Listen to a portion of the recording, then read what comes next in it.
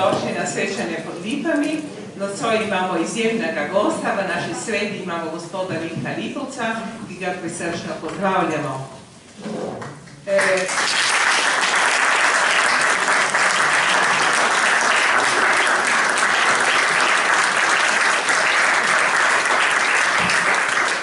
Na večeru bodo sodelovali še vsi, ki sedijo pri mizi, dr. Karel Konuti, Marika Kosič in Erika Jasper. Predno začnemo, jaz bi še pozdravila gospo Ireno Vadnjal, ki je danes v naši sredi iz Urada za Slovence v zamejstvu po svetu. Lepo pozdravljena in lepo dobrodošla tudi vi.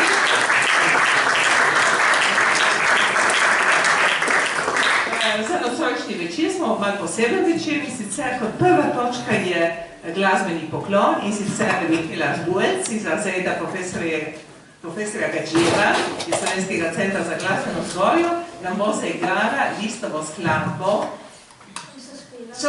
Sospiro, vzdih. Prijetno poslušanje.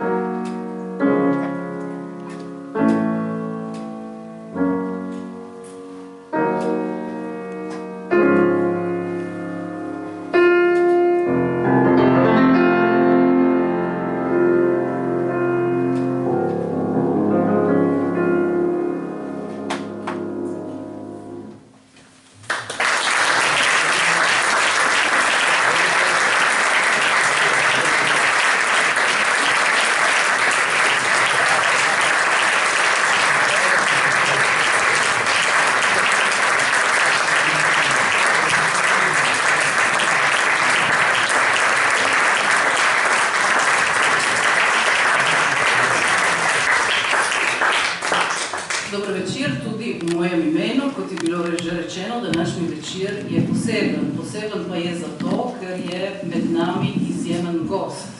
Profesor Vinko Lipovec je izjemen človek, ne samo zaradi razlikljive starosti. Pri moških se lahko reče, koliko let ste star, ne? Okay. Januarja je dopolnil 103 leta. Ampak predvsem zato, ker je to človek, ki je bil vedno v areni življenja, če si izposodimo Cankarja, bil je vedno vpet v družbeno tkivo vsakokratne slovenske skupnosti, v kateri je živel. V rojstnih spodnjih Domžalah, nato v Ljubljani, po vojni nekaj let v Münchnu, med Slovenci v Nemčiji, in nato od leta 1949 v Clevelandu, kjer je preživel intenzivnih 60 letij, kar pomeni 60 let. Bil je 30 let urednik Ameriške domovine, to je bil na začetku tednik, ki je izhajal v slovenskem jeziku, ki je izhajal 5-krat na teden, če se ne motim, potem na koncu malo manj, ampak 30 let je bil urednik tega časopisa in ko se je upokojil, je ostal tudi vedno vpet v slovensko skupnost, ki živi v tako imenovani ameriški Ljubljani, kot se je nekoč govorilo. Danes bomo tudi povedali, če je še to ameriška Ljubljana, kako je s to slovensko prisotnostjo v Clevelandu. Ameriški Slovenci so pomembno posegli tudi v letih demokratizacije Slovenije, so pomagali pri demokratizaciji Slovenije in demokratičnim politikom, ki so sodelovali pri prvih volitvah in pa tudi kasneje. Sedaj, od lanskega leta, pa se je profesor Lipovec ponovno vrnil v Matico in živi pri Ljubljani, torej živi v Ljubljani. Vaše življenje ponuja neizmerno število, nepregledno število iztočnic. Danes večer bomo skušali poglobiti vsaj nekatero vprašanje, vseh se ne da, seveda tematik, osebnosti, ki jih je poznal, zgodovinskih obdobij in tako naprej. Je zelo zanimiv sogovornik, marsikaj zanimivega bi znal povedati tudi o Trumpu, takega, kar v naših medijih in Evropi se ne bere in se ne sliši, ker pač smo pogojeni od nekaterih medijev. Danes smo govorili tudi o tem, kakšno vlogo so ameriški Slovenci iz Clevelanda, ameriška domovina in ta slovenska skupnost, ki živi v tem ameriškem mestu, odigrali pri nakupu zemljišča in nato pri gradnji katoliškega doma, torej tega podviga, ki so si ga upali naši predniki v 50 letih. Takrat so nam ameriški Slovenci močno pomagali. Če nam ne bi takrat pomagali, verjetno bi bila zgodba nekoliko drugačna. Pomagali so nam zato, ker matična domovina takrat ta del skupnosti, katoliški del skupnosti, slovenske narodne skupnosti v Italiji za njo ni obstajal. To pomeni, da finančno pomoč v Matici nismo si mogli pričakovati in zato so si morali goriški katoliški Slovenci pač pomagati, tako kot so znali. Za uvodno besedo bi sedaj predala mikrofon in bi ga prepustila dr. Karlu Konutiju, Goričanu in ameriškemu Slovencu sočasno, ki si je v prvi osebi prizadeval za današnji večer, ki je bil soudeležen pri tem poglavju iskanja pomoči za gradnjo katoliškega doma, predvsem pa kot človeku, ki je s profesorjem Lipovcem delil kar nekaj desetletij v Clevelandu in ki verjetno med nami ga najbolje pozna. Prosim, dr. Konut. Hvala. V prejšnjem stoletju, leta 1951, sva s Hermino kot begunca prišla v Cleveland, središče slovenskega življenja v Ameriki. V tem okolju, kjer je živelo okrog 60.000 slovenskih staronaseljencev, ki so po dolgih letih ameriškega življenja govorili le angleško, vendar so se še vedno smatrali za Slovence, sva se naselila v pretežno slovensko-ameriški naselbini v župniji Svetega Vida. Le starejši župljani med sabo so govorili slovensko, njihovi otroci pa angleško. Mnogi so razumeli le slovenske domače izraze kot hef pa pol. So pa bile tudi izjeme, kjer so starši bolj izobraženih krogov vadili otroke v znanju slovenskega jezika, kljub temu, da je do leta 70. Šolski sistem ameriški uradno nasprotoval znanju etnične jezika. Že v prvem mesecu, ko sva končno našla skromno stanovanje in delo v tovarni Svedro, se nama je rodil prvi sin Aleš. Kljub vsem začetnim težavam so se misli vračali v Gorico, zlasti v razgovor, ki sem ga imel z takratnim dr. Kazimirjem Humarjem, ki je vodil programe, in se spomnim točno njegovih besed.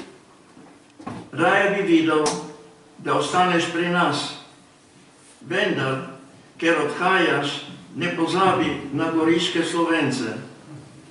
Za naš narodni in verski obstoj nujno rabimo en skupni dom.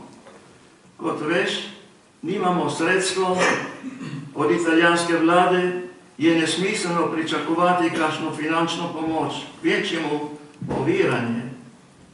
Od Jugoslavije pa, tudi če bi nam jo nudili, ne bi sprejeli, ker smo sami, brez finančnih sredstev, ostane zaenkrat naš skupni dom le vroča želja, utopija.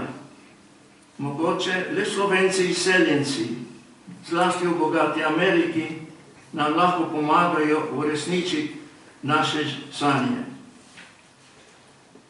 Nažalost, ob prihodu v Cleveland, v begunski skupnosti, sva se čutila tujca, saj sva bila edina goriška Slovenca Primorca in še italijansko z nečim priimkom.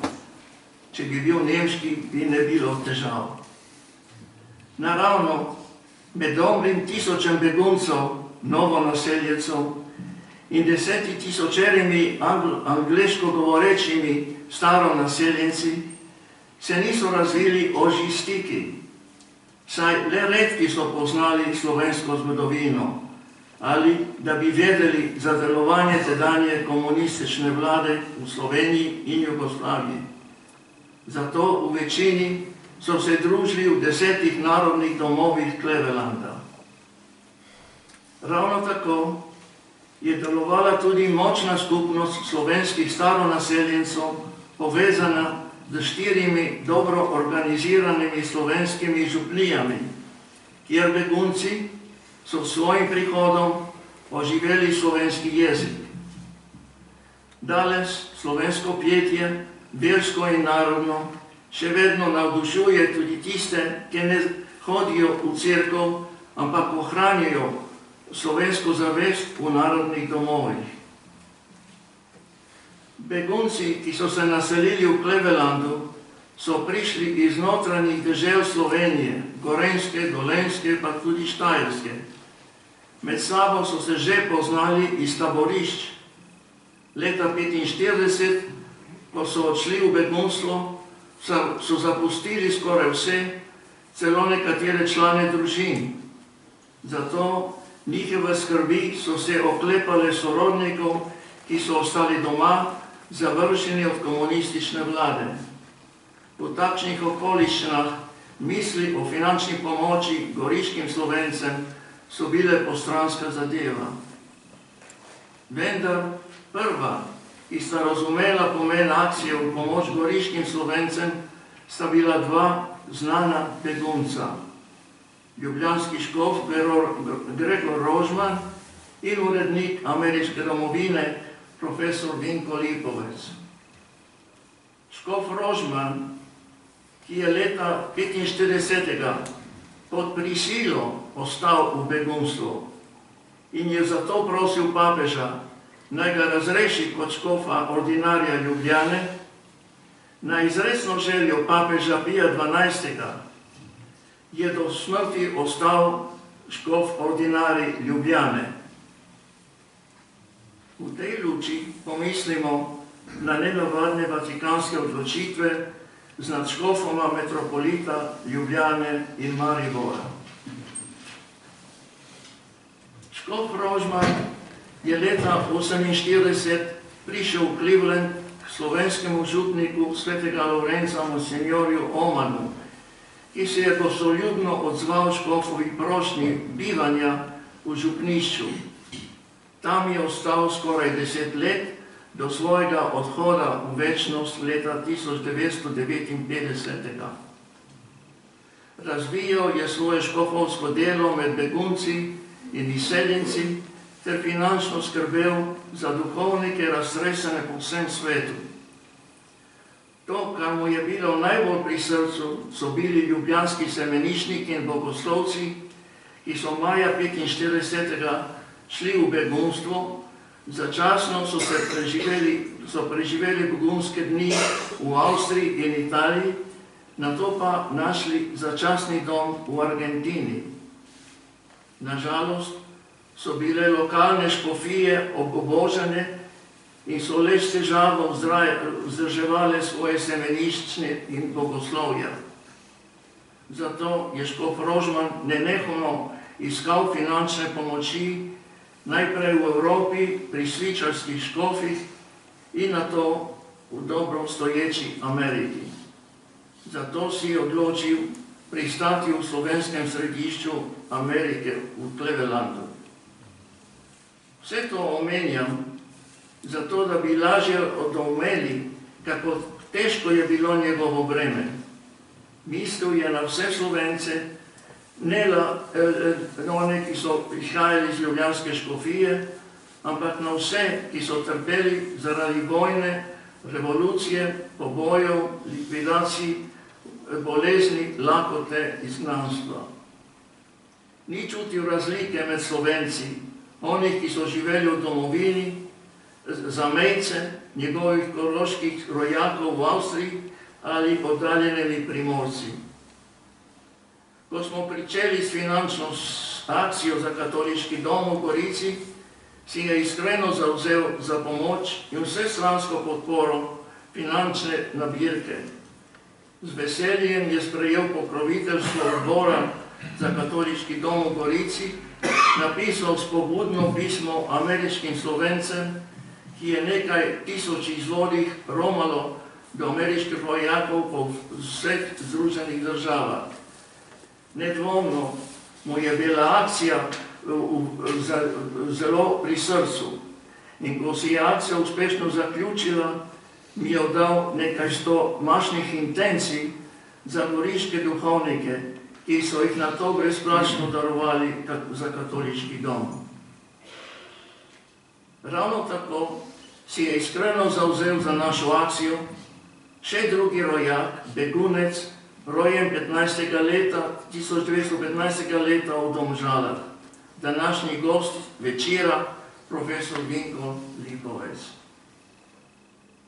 Vinko je 1949. leta prišel v Cleveland z Nemčije in je kot usposobljen urednik že naslednje leto sprejel uredništvo ameriške domovine od Jaka Debelca, lastnika katoliško usmerjenega dnevnika v Clevelandu. Spoznal sem ga potem, ko sva s Hermino in novoroječim mojim otrokom končno uredila stanovanje. S profesorjem Lipovcem sva navezala stike in prijateljstvo na uredništvu dnevnika, kjer mu je veliko pomagala soproga Mara Šifrer, tudi begunka z okolice Kranja. Ohranila sva vezi do današnjih dni. Po smrti žene Mare si je Vinko lansko leto vrnil z Clevelanda na svoj dom v Spodnje Jarše pri Domžalah. Presenečen sem bil takoj ob prvem srečanju na uredništvu, ko sem ga vprašal, če bi kot urednik podprl akcijo za katoliški dom v Gorici, Italiji.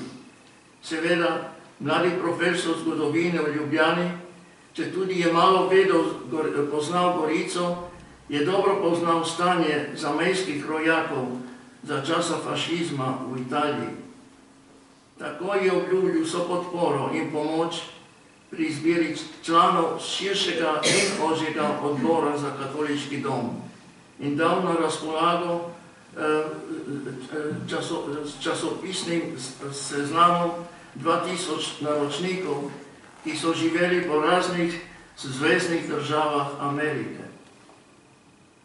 V odboru so bili znani in vplivni slovenski seljenci, med njimi predsednik Anton Grdina, tedanji predsednik North American banke, tajnik Jožef Nemanič, predsednik največje katoliške bratske zveze, blagajnik Franc Jakšič, vodja pokrajinske davčne uprave. Med znanimi begunci pa dr. Valentin Meršol, ki je z znanjem angleščine prepričal angleškega vojaškega poveljnika v Avstriji, da je preprečil nekaj tisočem slovenskih beguncev vrnitev v Jugoslavijo.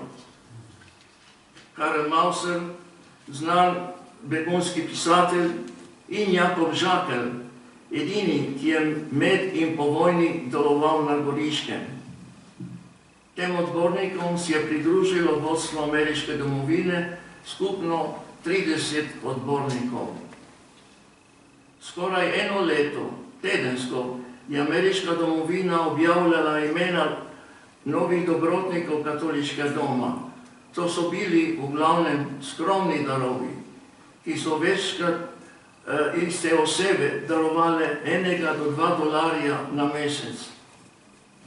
Akcija je trajala eno leto, v zadnjih mesecih nabirke, kjer ni manjkalo ime škofa Rožmana, smo prejeli tudi večje prispevke, tudi do $1000.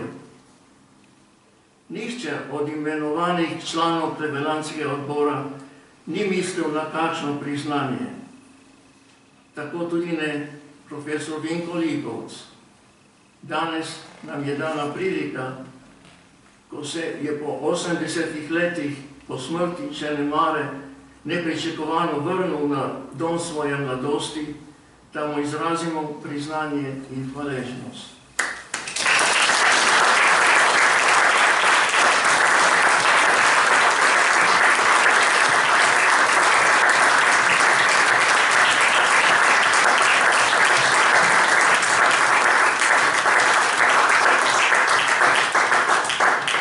Naj zaključim. Škof Gregorij Rožman je užival od uspehov akcije in hvaležno prejel slike bodočega središča goriških Slovencov. V svoji knjigi pred par leti sem opisal, kako sem se zavzel, da bi se uresničila škofova želja biti pokopan v slovenski zemlji, saj je vodil slovensko cerkev v najtežjih časih njene zgodovine. Ta želja je bila dobro znana prvemu predsedniku neodvisne Slovenije, Milanu Kučanu, in jo je podprl. Danes neiztrohnjeno telo Gregorija Rožmana počiva v kapeli ljubljanske stolnice, od njem pa so na oltarju relikvije njegova zvestnega člana katoliške akcije, blaženega Lojzeta Grozleta. Dragi Vinko, Mara in Hermina, najini ženi, sta odšli k Bogu. Ostali so le spomini. Med drugim se spomnim, kako je Hermina bila vesela, da vam je kot nepremičninska posrednica pripravila prevzem vajnega zadnjega doma v slovenski naselbini na 178. cesti. Mara v svojem vedenju je izražala plemenito srca in izredno gostoljubnost. Obiskovalce je vedno veselo pozdravila in ko so se pripravljali na odhod, ni sprejela izgovorov, brez gostoljubne postrežbe. Od vseh, ki so sodelovali pri klevelanski akciji za katoliški dom, sva ostala sama. Naj še naprej vodi Božja volja.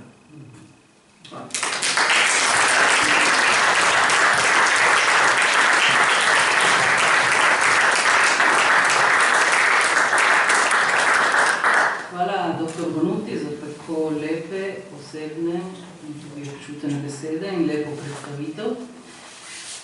Naša sogovornica pri današnjem omizju je tudi dr. Marijka Koršič, izhaja iz znane goriške družine. Njen oče je bil neposredno soudeležen v tej zgodbi o uspehu, kot bi se reklo danes, tej akciji, ki je pripeljala do tega, da Slovenci v Gorici razpolagamo s svojim domom, to je katoliški dom, danes kulturni center Dobradoš.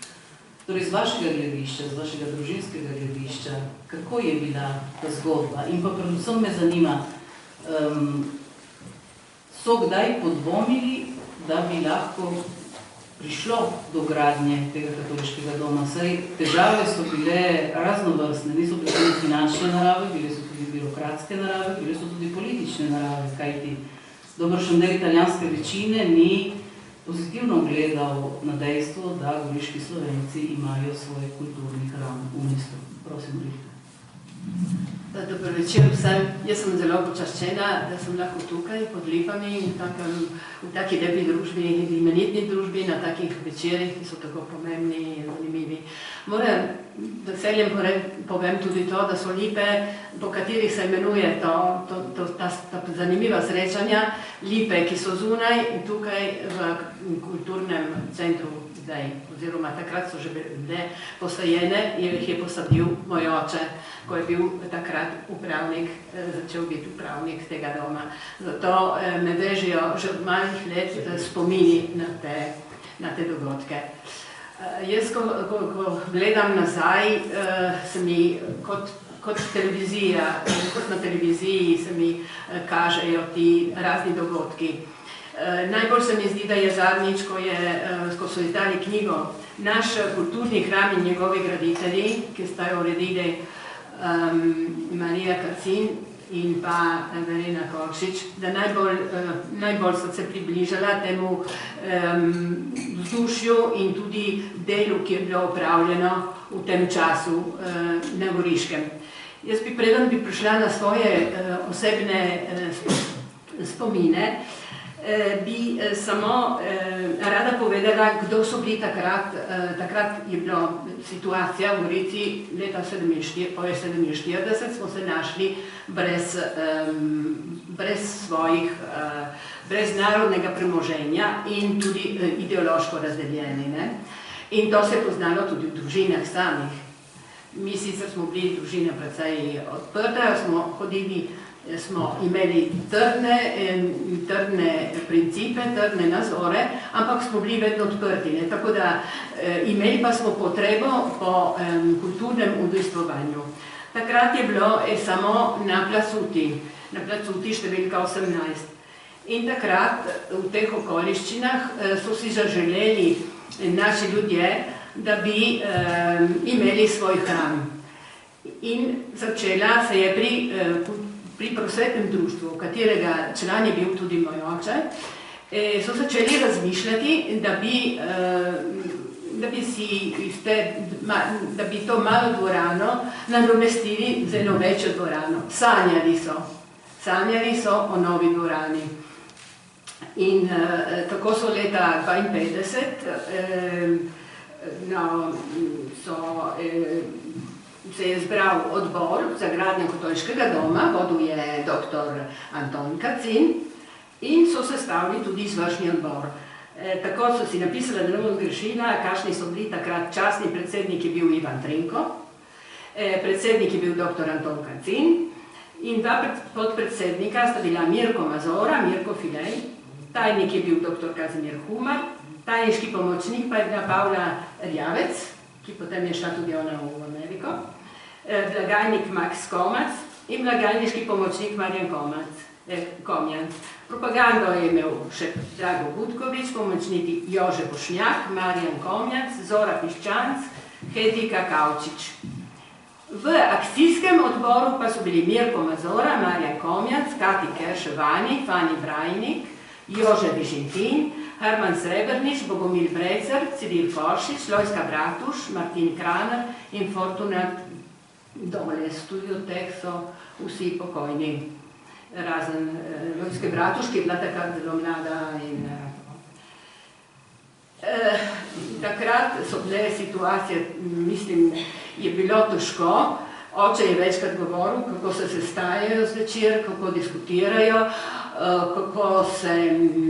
kako organizirajo delo. In nabiralna akcija je začela takoj, ko so začeli že s tem odborom. In jaz, ko sem pogledala malo v razne knjižice, ki so išle v 20-letnici, sem videla, koliko so seznam teh darovalcev. Darovalcev, ki jih je bilo z imeni in priimki, ki jih je izbrala, ki sta izbrali Mariza Perat in Bruna Petruša in je bilo tudi izglasila Slovenske marijine družbe, ki je takrat dosti sodelovala pri akciji. Ime za Goriško je bilo takrat kar 530, za Združene države in Kanado 540, za Italijo 93 in Zahodno Evropo 134 in za Argentino 57. Moj oče je vedno pravijo, da ne bomo dosegli, da bo kdo nam da ta denar, da to ni resnica. To je večkrat ponavljal, da so nekateri podvomili v te ljudi, ki so darovali. In to je večkrat ponovil. Bilo je težko za enega, ki je imel opravka tudi s tem, ker neušljivosti so bili velike in tako ljudje niso razumeli trenutka nekateri. Tako da nabirka pa je v Gorici potekala predvsem po v cerkvi, Marijina družba je dosti, vsak mesec pri shodih. Potem so bili ljudje, ki so dajali tudi svoja posojila, potem je bilo veliko dobrotnikov. Med takimi dobrotniki sem videla tudi napisanega Benedikta Kosiča, ki je mnogo pripomogel temu.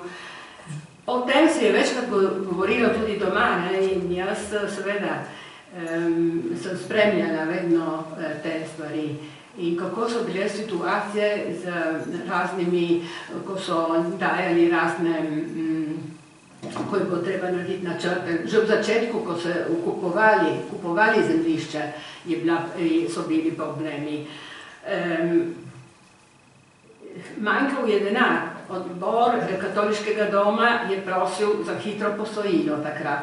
In takrat, kot smo slišali iz poročila doktorja Bonutija, so takrat dali posojilo.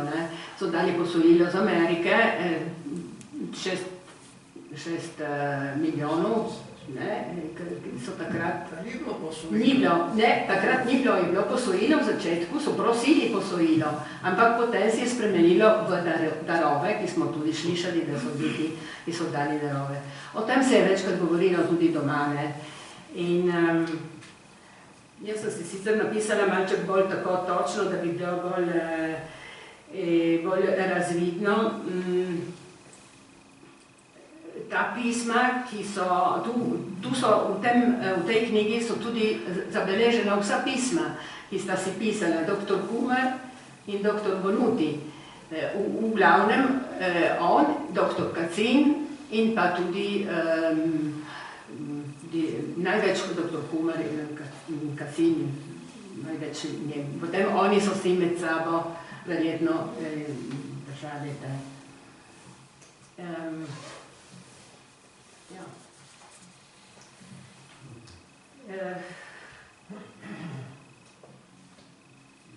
Ostali smo pri raznih, ko torej smo ostali pri, najprej je bilo, družba,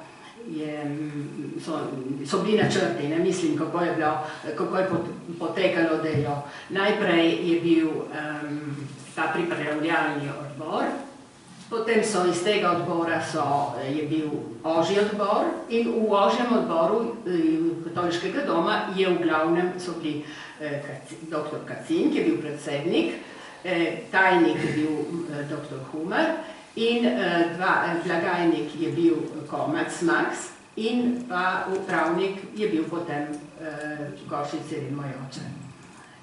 Do slovesnega odprtja potem je prišlo februarja 52. Torej, 62. Ja.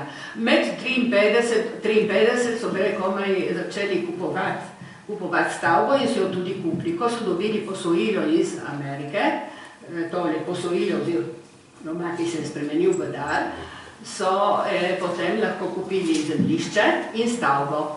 To je bila ta stavba, stara, in zemljišče. In to potem so dobili tudi upravnika, upravnik je bil takrat moj oče. In stavba pa je imela 5 stanovalcev in ti stanovalci seveda so bili tudi včasih, mislim, so bili italijanskega jezika, mislim, niso bili, včasih so tudi protestirali. Protestirali so prav ravno zaradi lip takrat, ko je dal posekati drevo, ki je bilo v sredi, in je bil en star kostanj, ki pa je ogrožal razne vodne tokove. Tako da, potem on je vedno to stalno, jaz se spomnim dobro, kako sem spremljala očeta, ko je hodil iskat najemnine tukaj v dom in ko vedno je bilo tako, da si moral, potem je prišel domov in rekel, ojej, je treba to popraviti, pa ono popraviti, pa dobiti in tako.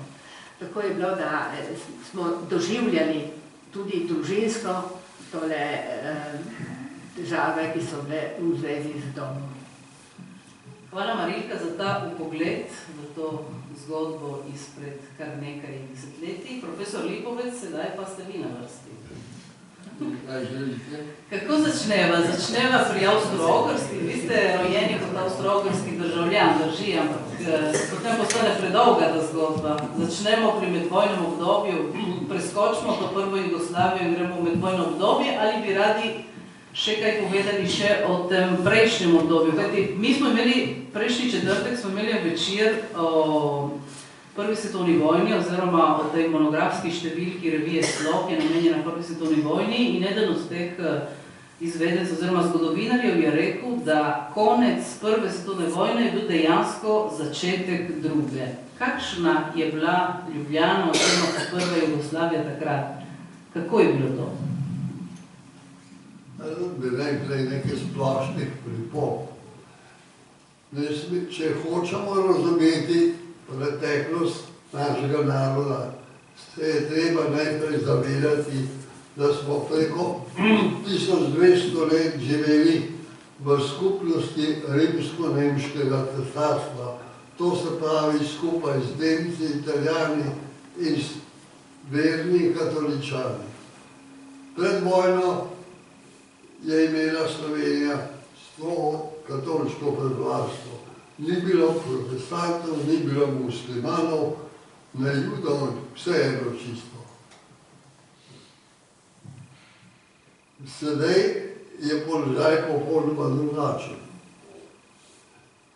Za nekaj zanimivosti naj dodam, danes ima Ljubljana 36 tisoč prebivalcev.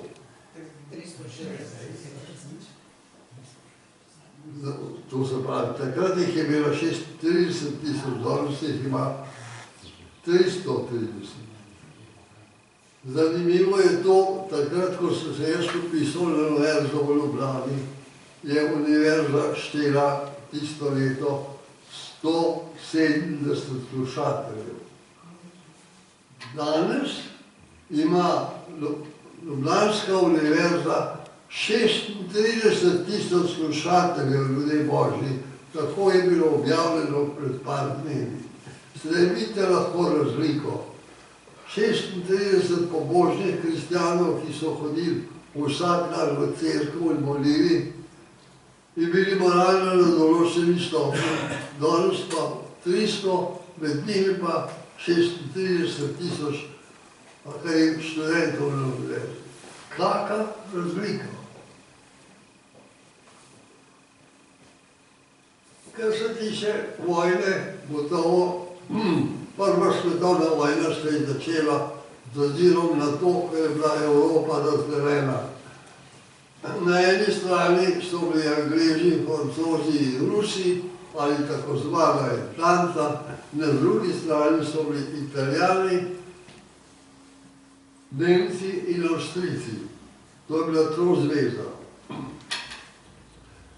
In ko so Srbi ubili avstrijskega naslednika v Sarajevu, je Avstrija napovedala Srbiji vojno, in ker so bili povezani z seboj, tako je vključila Rusija, napovedala vojno Avstriji, in ker je Avstrija v nevarnosti, je priskočila Nemčija in napovedala vojno Rusiji. Na drugi strani Francozi in Angleži, vse se je tudi hitro pripravljalo na boj. Ampak Angleži, ki so sicer veliki prijatelji in dobri trgovci, so tedaj dober del slovenskega naroda riskirali in prodali Italijanov, zato da so Italijani stopili iz trozveze in so rekli, da bodo vsaj začasno nevtralni, na to pa da bodo stopili na stran zaveznikov. To, vidite, to je bila prva kupčija, ki se je nam Angleži prvošili slovenskemu narodu. Dobro tretjino naroda so prodali Italijanom, zato, da so bili bolj zasigurni, vsaj upali, da se bo vojna na dolgem končala mimo korist. To je ravno najboljša slika enega naroda pa njegove morale. Vojna se je končala, kakor se je, cesarji so izgubili svoje krone, v Rusiji je nastopila bolševiška revolucija in polahoma smo šli v novo dobo. Ampak dejansko prva svetovna vojna je bilo prvo dejanje dolgega bojevanja, kajti med prvo in drugo so se obe strani pripravljali na nov obračun. Tako je Hitler organiziral svoje, je dobil še Avstrijo in vse skupaj. Potem se je celo pogotovil s Stalinom in sta sklenila pogodbo in razdelila Poljsko. Italijani so bili zopet na strani Hitlerja in Nemčije.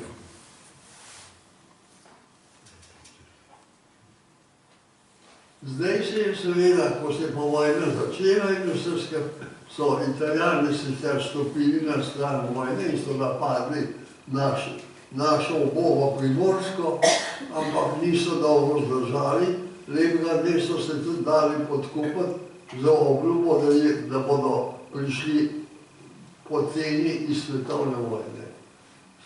Druga svetovna vojna se je končala z zmago Zahoda, z zmago zahodne civilizacije in pa za sovjetsko komunistično družbo. Evropa je bila razdeljena na dve polovici in nihče ni vedel, kako se bo stvar končala. V Rusiji pa tudi v Jugoslaviji so komunisti, ki so prišli na oblast, bili prepričani, da bo zmagal Stalin. Zato so tudi tako kupčevali, da je naša ljuba Primorska ostala Italiji.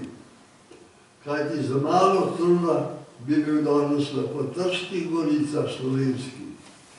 Kajti veste, zavezniki so Italiji, Trst in Primorsko vse to vzeli, pa so ustanovili samostojno tržaško ozemlje, ker niso marali tega dati Italiji, ne pa ne, v Italiji so vzeli, ne pa dati Jugoslaviji, ki je bila absolutno pristašen izraelske Sovjetske zveze. Tako se je zadeva končala nam slabo, ampak koncev se je komunizem zrušil samo sebi, Sovjetska zveza je propadla in koncev je tudi komunistična zveza v Jugoslaviji propadla.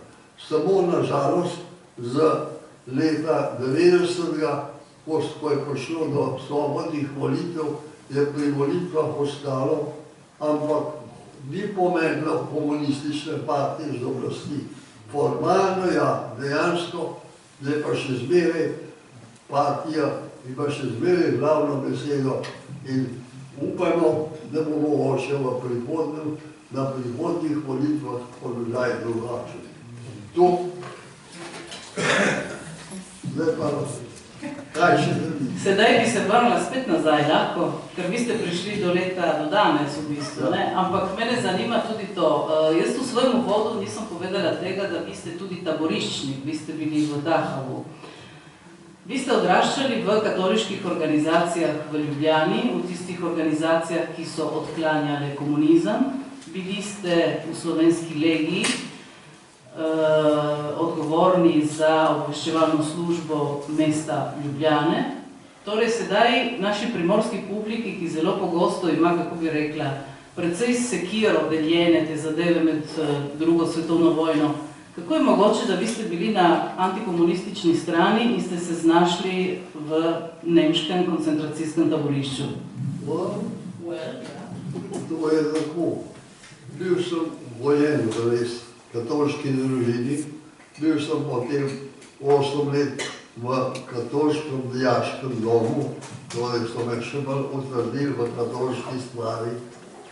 Potem sem prišel na univerzo in tam je bil v tistem času hud boj na eni strani med socialisti ali komunisti, če hoče, med katoličani in delno tudi še med ostanka liberalcev. Pri volitvah se je izkazalo, katoliška stran je prevladala za nekako 52%. Socialistov je bilo nekako dobro tretjino, liberalcev pa še za spomin. Vsega skupaj je bilo malo, bili so pa razdeljeni tudi na tiste, ki so stremeli k Moskvi in tiste, ki bi jim bolj všeč Washington. Eni so bili, Jadran je bil za Moskvo, edinost pa za Zahod. Tako, to je bila razdelitev. In seveda,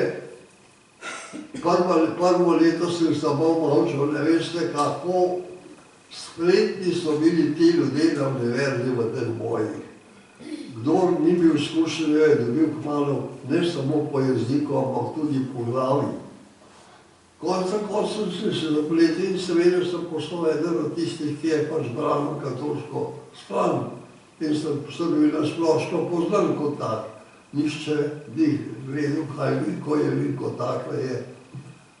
In ko so se stvari bližale vojni, vojna se je začela, vsi tisti, ki so bili za levo, so šli na levo, na desno in so me čakali, kam bom jaz šel.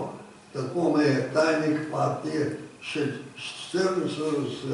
vprašal prav, kaj pa še delaš, te ste rekel? Neč hodim, ker to je bilo v Ljubljani na cesti. Je rekel, čez vprašanje, zakaj nisem pri partizani, ker ni vedel, kje sem, na kateri strani sem. To je pa zdaj, kako je bila organizacija. Ko je Jugoslavija kapitulirala, je Kalafatović podpisal v Sarajevu predajo. Polkovnik Draža Mihajlović je pa na ravni vodje v Srbiji rekel, no, mi se ne podamo, mi se bomo borili naprej. In tako je ostalo. Draža je organiziral svoj odpor, kjer je imel v Sloveniji dobre zveze, bil je namreč prej nekaj let komandant v garnizije v Celju in tako je imenoval polkovnika Avšiča za komandanta upornikov v Sloveniji. In potem ta je prišel kasneje k partizanom in na to pa Jonija Novaka. Novak je bil pa prilično težaven človek, ni se malo pogajati za politiki o sestavo vojaške organizacije.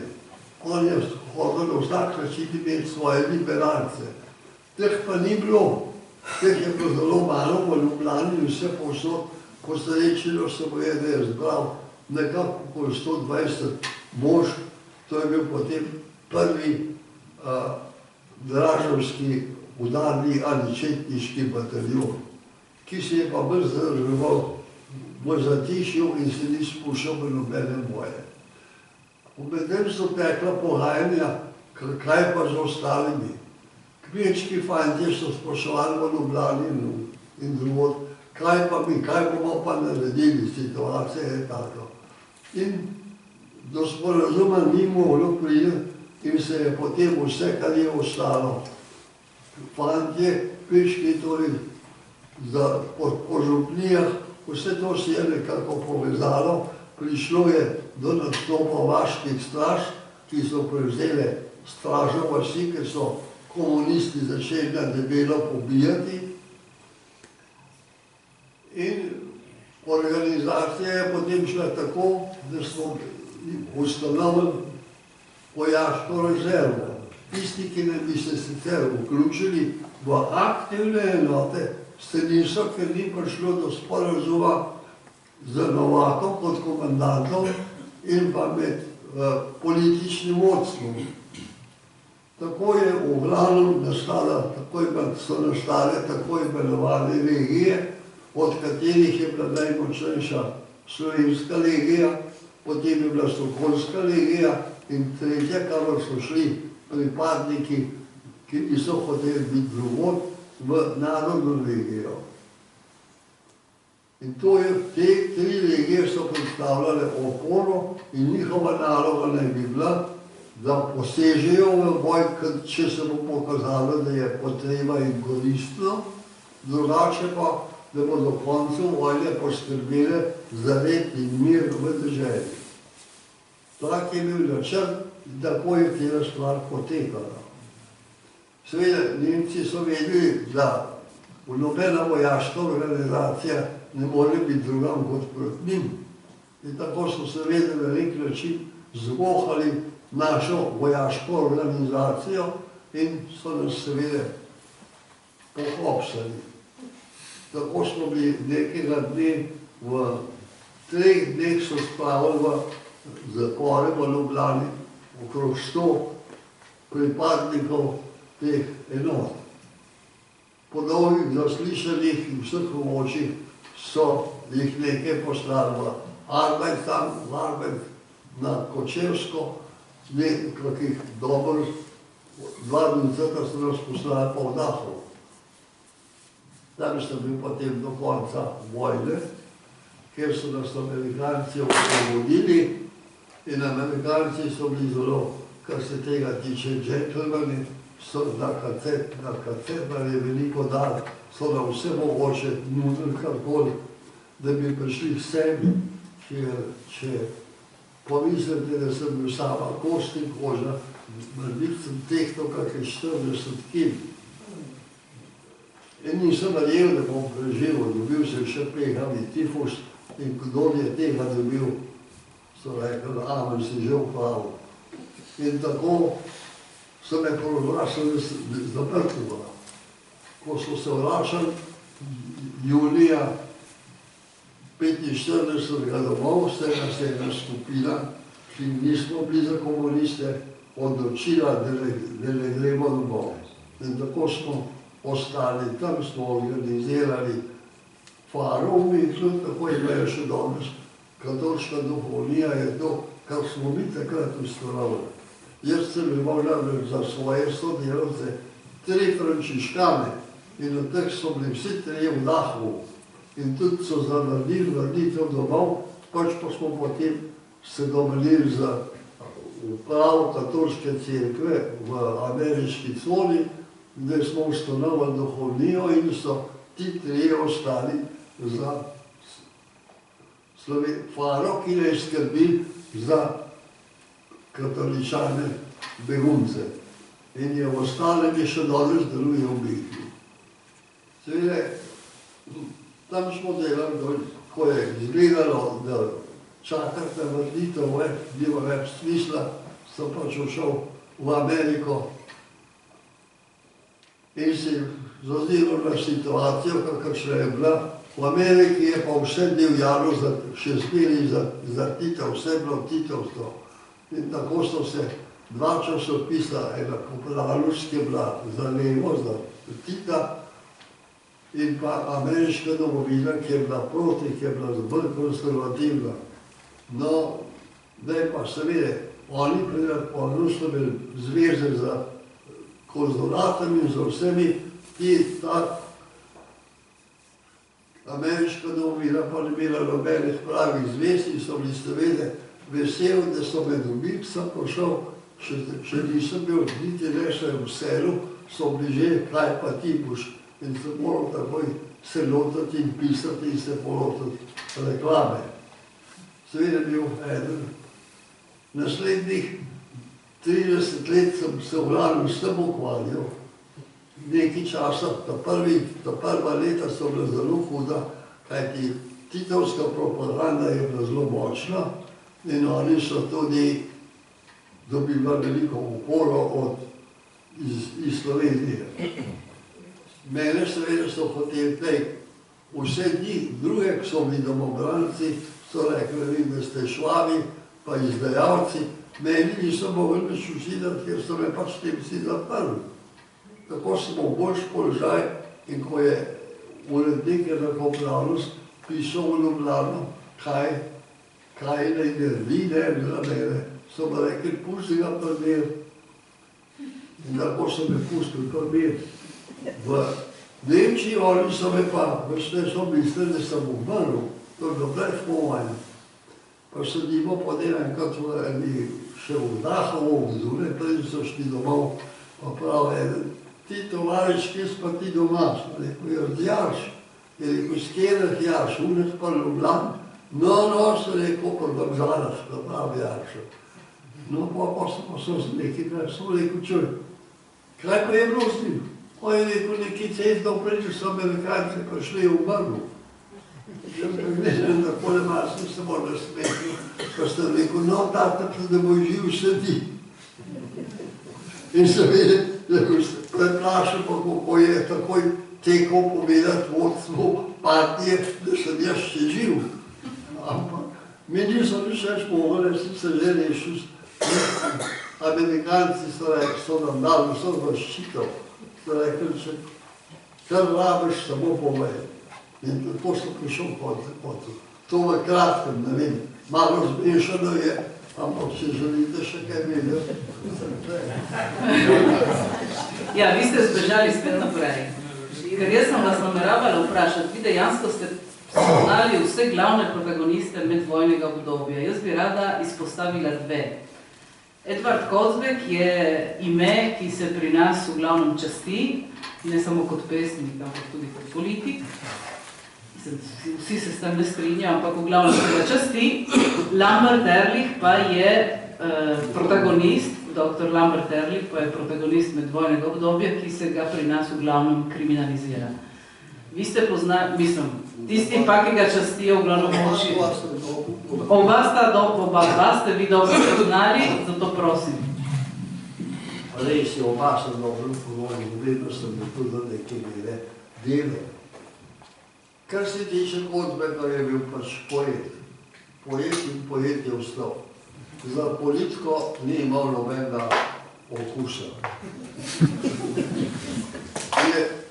Si je zamišljal, kako bi bilo in kaj bi naredil. Zdaj je pa tako. Bil je, kot je bil še mlad študent, on je bil tudi 4 leta v Lebenatu. Pero da mislim, da je bil krščanski, katoliški človek, veren človek. Ampak tu je prišlo, je pa slišal kakšno kritiko cerkve in zato je, ko je prišlo do vojne v Španiji, ko pa upora, je napisal en obsežen članek več strani v glavni katoliški reviji, to je bil takrat Dom in svet, in je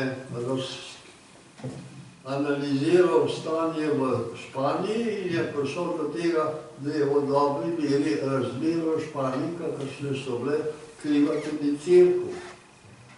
To je seveda v Ljubljani, ki je bila takrat precej razdeljena, na en stran so Erlichovi stražarji, bili hudi bojevniki, na drugi strani pa Tomčevi vlaci, tudi niso bili za kakšne razgovore. In tako so Kozmeka Boga Revoža, ki še je bil napaden, tako zavedega šanka, da je urednik lista je odpovedal in je list nehal izhajati. Javnost je pa seveda Kozmeka dolžila, nimal možnosti, da bi se opravičil, šele kasneje so obnovili Dom in svet in so bolj mirno pisali. Takrat so ga pa prilično odgovorili. Če bi ga ne bi tako napadali, kot so ga, bi verjetno še Kozmek je bil drugačen drveren človek. Morbiti premislil, pa ne bi bil potem šel na njihovo stran. Tako se je pa čutil odvrženega, zavrženega, se je pa priključil pač komunistov, med katerimi je bilo pač doznancev. V Nalovi je to k temu pripomoglo to, da je on dobil štipendijo in je šel v Francijo, tam se je pa seznanil z francoskimi socialisti in komunisti. On, ko je prišel iz Pariza, nazaj je bil veliko bolj nagnjen na levo, kot je bil pa prej, kot je tja odšel. Torej, to bi povedal za Kozmeka. Ampak Kozmek je potem bil v partiji, ampak hvalu so ga imeli za neznosnega in 52. so ga izključili in je bil potem pod stalnim nadzorom partije Ožnara je naredirala dan za dan. Je bil cel štab ljudi, ki so podozniki, ki so imeli stalno na vidiku. Zdaj pa počasi je Možakar premislil, kljub vsemu, imel je nekaj znancev, ki so ga opominjali na to, kaj je bilo s domobrancem, kako je bilo s to stvarjo. In enega dne tam v 70-ih se je odločil, da bo to razjasnil. In potem so izdali on pa njegovi prijatelji v Trstu revijo Zaliv, v kateri je on povedal, kako je z domobrance in kako je s to stvarjo. In seveda potem je bil še veliko strožja kontrola, nekamer nivo in ta stoletnik Pahor ga je vzel pod svojo zaščito in na vse zadnje so tudi Pahorju prepovedali vstop v Jugoslavijo in ga tudi začeli to je zgodba Kozmeka, ki se je pravzaprav žalostno končala, mož je v koncu zapuščen, pozabljen, umrl za tem grehom nevesti, da je on tisti kriv, ki je komunistom pomagal do zmage. Kajti brez njega verjetno ne bi nikdaj dobili toliko ljudi na svojo stran, kot so jih. Morate misliti, da so tajnice maligne družbe potem vodile komunistične oddelke. Videm govor. Erlich pa je vidite še Erlicha. Erlich je starejši gospod duhovnih zvest cerkvi in Bogu. In bil je tudi med akademiki, bil je zastopnik katoliških akademikov na univerzi. In tako je prihajal na naše razgovore, ko smo jih imeli. Katoliška družba so bila v akademskem klubu Daljica, to je bila ustanovljena še na Duleju, je bila najstarejša. Potem je bila zadnja, ki je bila ustanovljena v Gradcu, tam so bili v glavnem Štajerci. Potem pa dekleta, smo pa rekli Savica. In vsi skupaj so bili združeni v akademsko zvezo, v katero so bili vključeni potem tudi bogoslovci kot družba srednjega civila. In tako smo se večkrat razgovarjali, Erlich je pač povedal svoje mnenje in enkrat smo se prišli na skriž, ker je prišlo do nas sveta, da naj se enostavno, kadar komunisti predlagajo karkoli, pa tudi liberalci, da se ne bomo z njimi prepirali, ampak enostavno mi smo proti. In amen, nič, kaj drugega. Jaz sem meni to lično glavo, sem rekel, no, gospod Presidio, ta stvar sem meni dojačil, jaz sem rekel, naša naloga je, da to, kar oni povejo, da to analiziramo in jim podrobnosti zavrnemo, točke do točke. In potem smo si prišli na skriž in zamera gor, zamera dol, jaz sem šel koncu v Škofu, Rožmanu sem mu povedal, kako je in prosil, da ga zamenja kot duhovnega vodjo. In tako je stolo in tako so bila za Erlichom malo na skriž.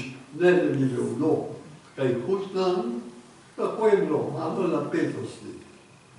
Pa jaz sem še bil celo v vojaškem domu na Streliškem.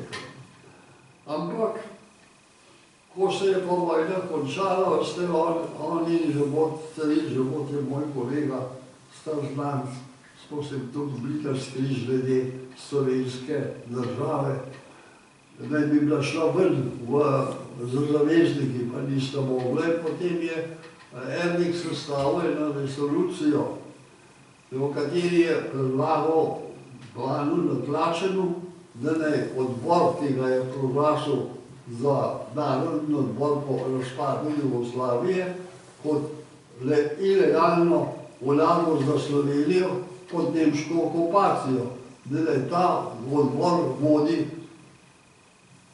odnose tako z okupatorji na obeh straneh, z Italijani kot z Nemci. In Ban Natlačen je resolucijo vzel, jo je pregledal, pa on je rekel, da je to prezgodaj, da je boljše počakati, da bo videl, kako se bo razvilo. To je do neke mere, če premišljujem, Natlačena, ki je sicer Primorc, da če pogleda, kaj so Nemci naredili. Nemci so Hitler je dal takoj nalog vse šole slovenščine z vse javnosti, dočim Italijani so pa pustili vse na svoj babest, nič niso spovedali, samo vsakmo v glavnem uradu so Italijana postavili. To je bilo vse. In to večji del naše rojake. Zdaj, če bi bil Erlichov predlog Natlačen sprejel, naši fantje so bi organizirali po vseh parah, bi bili lepo za komunisti lahko pospravili, preden bi oni sploh mogli zadihati. Tako so pa oni imeli proste roke in vse skupaj so se organizirali in nastali, kar bi nastali, potem še za Koncbergovo bo pošlo. To je vse. In Erlicha so potem smatrali za svojega glavnega nasprotnika, komunisti, in so ga ustrelili pred domom na Streliškem. To, vse kaj, še kaj. Ja, bi se premakali iz druge svetovne vojne, bi šli malo naprej, omenili ste Života. Vi, ko ste bili v Münchnu, ste izdajali list, ki je imel naslov Slovenija. Mene zanima, ta ideja slovenske samostojnosti, slovenske države ali slovenske samostojnosti, slovenske samobitnosti v državni obliki, kako je bilo s to idejo? V povojnem obdobju so bili le redki tisti, ki so verjeli v Slovenijo. Treba ugotoviti. Slovenski narodni program je nastal leta 1848. Poglavno so na to Korošci, Matija Majer in potem pa študenti na Dunaju so proglasili. Zedinjena Slovenija, to se pravi, združitev vseh slovenskih dežel v avstro-ohorski monarhiji v eno kronovino, ki naj bi bila slovenski jezik, slovensko upravo. To je bil cilj, ostalo pa naj bi seveda v Avstriji. Kasneje so tisti ljudje, ki so študirali iz Slovenije v Pravi, pa na Dunaju, so se nekateri vzeli drugih idej, delno tudi pod vplivom tovarišev iz Beograda in drugod, in so začeli premišljati o združitvi z Beogradom oziroma s Srbijo, posebno ko je se po prvi balkanski vojni postala glavna moč na Balkanu. Se je panslavizem in posebno pa jugoslavizem začel širiti in je dobil močno podporo. Da je pa liberalci v Sloveniji so bili v glavnem za združitev z Srbijo, torej za Jugoslavijo. Klerikalna stran, ki je imela v Sloveniji ogromno večino, je bila pa razdeljena. Predsednik Slovenske ljudske stranke in deželni glavar Šuščoš je bil za to, da se slovenske in hrvaške, pa tudi srbske dežele združijo in ostanejo v okviru Avstro-Ogrske države, ampak kot samostojna enota, to se pravi Jugoslavija v avstrijskem okviru. To seveda pa ni šlo unovo všeč. To je bil pa dr. Janez Sebegrij in dr. Korošec in še Kurovec in še nekateri drugi. Pri njih je prevladala misel, da je boljše iti v jugoslovansko kombinacijo. In tako so na zborovanjih SNS, so konce je prevladal Krek za svojo govorico in tako smo se priključili, da je že Bajska deklaracija 17. leta, zanje je bil celo Načkov Jeglič in je podprl, in tako je v tej obliki smo prišli v Jugoslavijo in sicer razgovor je bil o tem, kako naj bi pravzaprav Slovenija in Hrvaška dosegli avtonomijo od Srbije. Ko pa je prišlo do razgovora neposredno, se je Korošec zmenil z Šumeršičem, to je bil Pašičem, ki je bil takrat predsednik srbske vlade, kako se bodo razgovarjali in da naj bi se sklenila pogodba med narodi in pa kronom.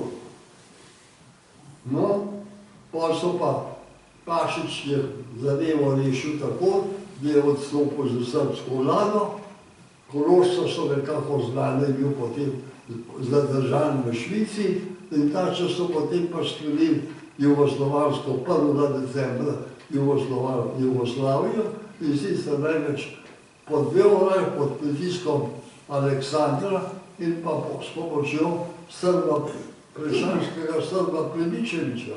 In to brez pogodbe, to je enostavno sklenjeno in tako je bilo, kakor je bilo. In seveda, taka Jugoslavija, že če bi bila res, z avtonomno bi še bi bilo, tako pa ni imela nobenega smisla in upanja, da se bo posrečila. Najprej je, že komaj se dobro, po nekaj mestih je vodja Hrvatov Radić izjavil, proglasil Hrvaško republiko. On ni maral, kar Đorđević je vreč, je rekel, no, ne srpska dinastija, pa je bilo republiko. In potem je bil večen spor med Srbi in Hrvati, niso mogli nekamo, dokler ni 28. leta Uliša Račić ustrelil Radića v parlamentu. On je bil pa seveda halo med Srbi in Hrvati, ni bilo nobenega govora več. In Aleksandar je poskušal za svojo reformo oklicati Jugoslavije in diktaturo, pa je stvari samo poslabšal. In tudi kasneje, potem, ko je bil Aleksandar Padučov ubit, pa je knez Pavle, je poskušal, pa ni bilo nič. Stvari so šle dol. Postopno se je v Sloveniji ideja ne samo o federalni Jugoslaviji, ampak tudi ideja na samostojno Slovenijo začela širiti. To so nekateri slovenska država. Tako je celo v Ameriki začel izhajati list država, kjer ga je pravzaprav duhovnik Merkur, da ne spomnite, Merkur, on je bil župnik v Horcu pri Domžalah. On je se hodozno vznemal in je potem po vojni odšel, je bil v Barkah in tam je okoli sebe dobil nekaj ljudi, ki so izvajali list država in se zavzemali za to. To je zdaj. Slišim se? Če lahko? Ne. Lahko zaključimo, to lahko nadaljujemo. Zavisijo. Ne, zavisi od vas. Če vi dovolite, jaz nadaljujem. Publika mislim, da se strinja. Ok.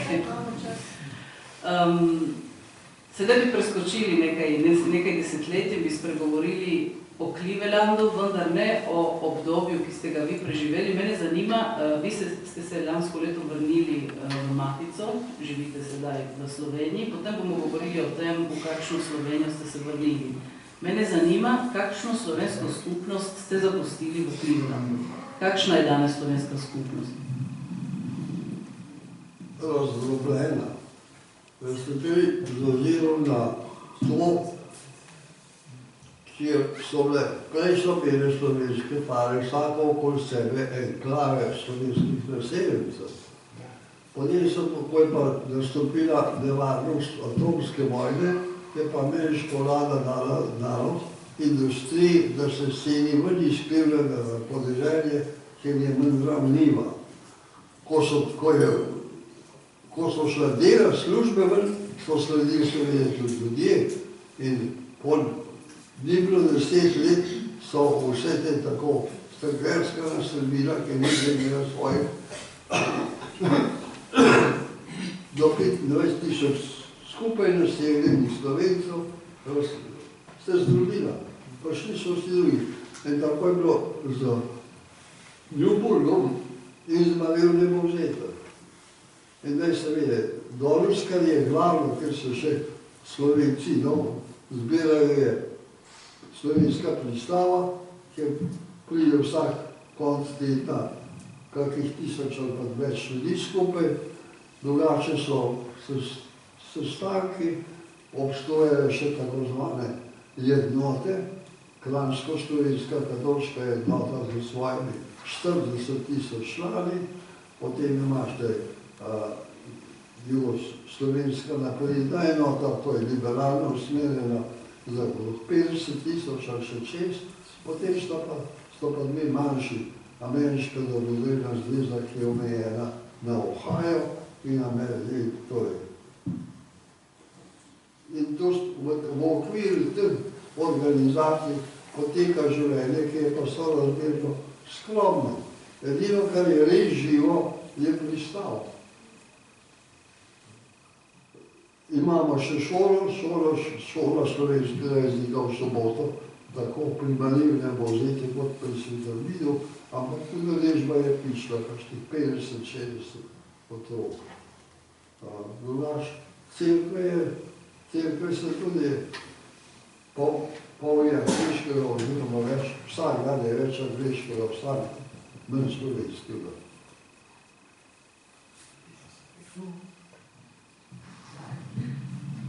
Mi v Gorici pod Dipami, pa bo to na centru Lojze Bratuš, smo zelo pogosto imeli v gosteh argentinsko skupnost. O slovenski argentinski skupnosti, tisti, ki izhaja iz politične migracije, pravimo, da gre za slovenski čudež.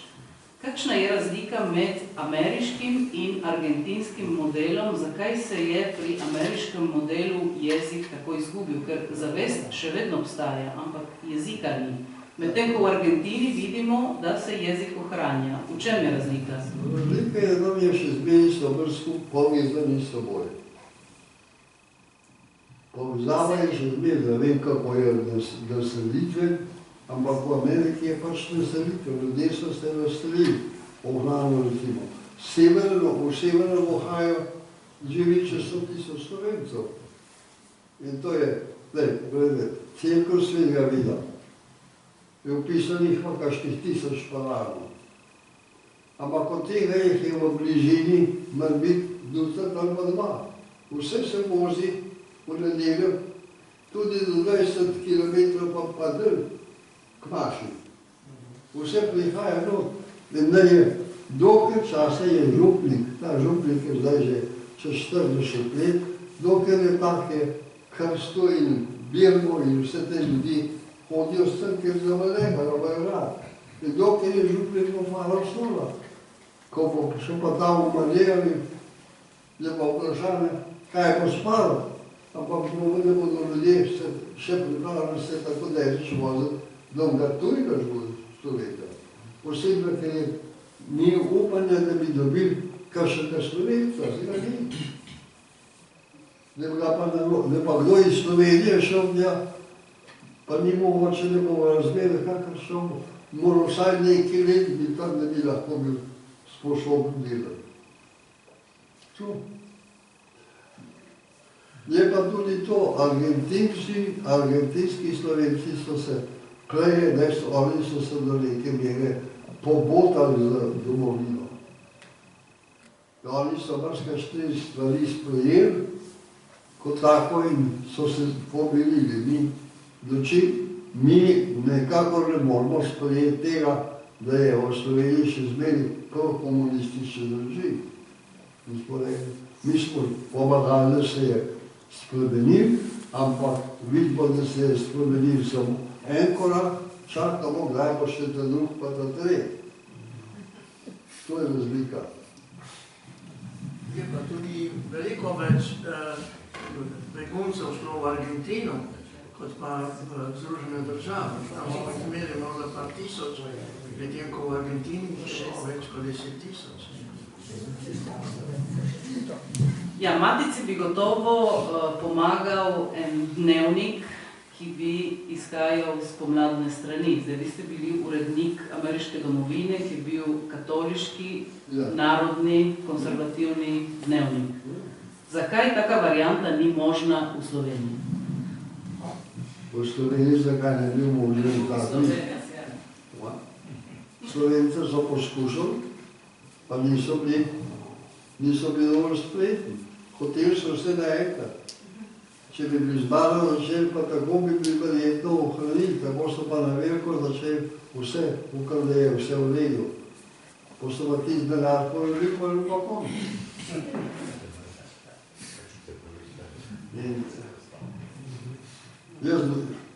Jaz ne dvomim, da bi eventualno, ampak če gledate volitve, kakšen je odziv na volitve, nima veliko upanja, se še družina, pol je pravili, okoli 40 tisoč izvodov, pa ko jo prodajo v falah. Slovenski krščanstvo v Sloveniji govorim down. Danes pa ne, kot pravijo, župnik Veliko, 25% nedeljnikov. Pred 70 leti jih je bilo 100. Kdorkoli ni šel v cerkev, Maško, pa še pobodne hledanija, so ga vsi grdo gledali, da je nekaj narobe z njim. Kaj pa dobro? Danes pa gledajo, da je narobe z njim, tistega ne gre. To vidite, kako se je obrnili. Vi ste globoko veren človek. Vera vas ni nikoli zapustila celo življenje. Kaj vam je pomenilo v življenju vera? Vse. Združno. Jaz sem veril. Kakorkoli že vzvodi se tvoja volja. Ti narediš, kar moraš narediti, kar sem pričan, da je prav, potem pa boš tiš, kogar bo. Da moraš preprečiti, veš, da je narobe, si lahko proti, ampak se boš preprečiti. Ampak sami, vsak izmed nas je odgovoren za sebe, pa za svojo pot. In kakorkoli, kjerkoli sem isti zbili, je, da boš pošten. Ni več pomola. Tudi študente sem bil znal, ali pa ni znal. Ne moreš. Ja, ker vi izvorno ste profesor zgodovine, vi ste tako začeli v Ljubljani pred vojno. 6 let sem učil zgodovino na polodržavni realni gimnaziji v Ljubljani. Od 40 do 46, oziroma 45. Še zadnje vprašanje, potem vas prepustim. Mi tukaj smo se danes pogovarjali kar nekaj časa. Vi ste časnikar po poklicu, zakaj spominov niste napisali? Prvič sem KVP pisal. V Ljubljani za Slovence sem začel tako, ko sem diplomiral, še nisem službe iskal, je bil urednik Slovenca, dr. Lahčin, moj ožji rojalni Žarčar. On me je rekel, da bi bi radi imeli za koledar, če bi napisal kakšne pomembne zgodovinske imena, razloge, kakorkoli. Ko smo se bili zdaj, da smo lahko napisali za vsak teden, ali kakorkoli, in sem se zvedela, da napišem po možnosti za vsak dan. In potem sem to začel in sem pisal skozi. Celo dobo in poleg tega sem pa kadarkoli so rabili kaj iz zgodovine ali pa iz zemljepisa, so mi rekli, to ne bi radi. In tako sem. Dokaj časa so bili Italijani v Sloveniji, sem razlagal, kot poteka slovenska narodna meja na severu, vse natančno. In Italijani so bili kar zadovoljni, noben protestiral. No, potem je pa Italija podelala, so pa Nemci prišli, obravnavo pa slovensko mejo proti Italiji, pa se niso protestirali. Tako je šlo. In zmeri sem bil zaposlen, zmeri kaj drugega, pa tole bi bilo še, vse nisem bil. In 30 let časopis, ste v glavno s ženo vodilo vse skupaj delala. Redko, kada je bil šel pred ponočjo spat, pa da bi bil v petek sem bila, polovic po odpeti skalno po vse skupaj. Pa sem pa upokal v šel v pokoj, da bom pa takrat se knjige, pa vse bom tam rekel, dole boš pa pol lepo miral v pokoju, prebiral, pa ni bo fletni. Pa ni bilo fletni. Še prej, če se karkoli je bilo že tole, pa bo šole, pa ole, naredil, pa tjele, pa je. Ma povedali se niti ene od tiste knjig, ki se mi glavno stvar, da jih bom v pokoj prodal. Še do tako zdaj nisem do tega prišel. Pa je pa prišel, pa so to, kar enkrat uči, da enkrat Macular degeneration, to je degeneracija očesa, ne vidiš več, poglej se pa tle. Ne vidim, da bi bral, ne moram brati, ne pisati, edin še lahko govorim. Profesor Lipovec, hvala lepa za ta večer, hvala za vaše besede, za vaš zgodovinski spomin, za vašo vitalnost. In hočeš nočeš tudi za optimizem, vi pravite, da ni upanja, ampak ne vem, neko optimizem veje iz vaših besed. Nikdar človek ne sme upati, to je moje reči. Ne štito, kar sem bil v smrtni nevarnosti, se rekel, ni noben kaj shodu reči. Ali zmiri je nekak, Bog je že tako naredil, da sem skozi prišel. In zato jaz ga upam. In upam, da bo vedel tudi slovenski narod, kljub vsemu, dovolj je konce tudi karkoli, da če gledate, v tej nevojni pa kar je skozi dal, je slovenski narod zaslužil boljšo sodo. Če on tako misli, bo pa že povedal. S temi besedami bi zaključili današnji večer. Še enkrat hvala vsem sogovornikom, profesor Lipovec, dr. Bonuti in dr. Marinka Goršič, in beseda je tvoja. Hvala. Spoštovani profesor Lipovec, najprej iskrena hvala, da ste nas počastil z vašo prisotnostjo tukaj v Gorici. Zelo pozno, ampak okvirno po 70 letih sem vam v imenu naših prednikov in v imenu današnjih kulturnih delavcev v Gorici iskreno zahvaljujem za vašo naklonjenost, za vaše delo, za skrb, ki ste jo izkazali v tistih časih, težkih časih, ko so se nabivala sredstva, da bi ta katoliški dom zgradili. Naši predniki so verjeli v poslanstvo kulture in mislim, da so danes zadovoljni. In mi, ki danes uresničujemo tukaj kulturo v tem prostoru, smo jih hvaležni in hvaležni tudi vam. Na spomin, torej v zahvalo na ta večer, ko ste prišli v Gorico, vam pa poklanjamo monografijo Toneta Kralja. V spomin, da boste to pa slike lahko pregledal, morda vam bo kdo še kaj prebral. Tako da en spominček, majhen spominček iz Gorice. Hvala vam.